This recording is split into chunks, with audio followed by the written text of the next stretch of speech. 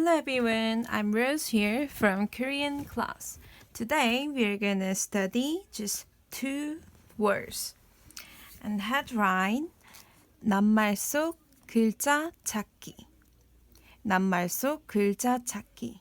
That means find letters in the words.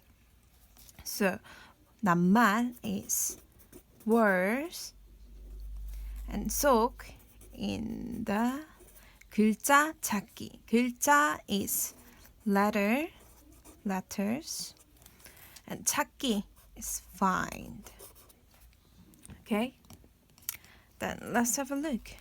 So, this is P because P plus E.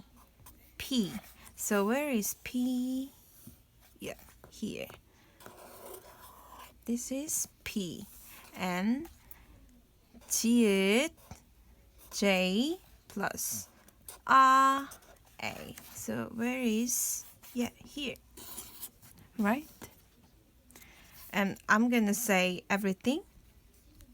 파, 펴, 퍼, 펴, 포, 표, 푸, 퓨, 프, 피. P. 자, 자, 저, 저, 조, 조, 주, 주, 즈, 지. Pizza.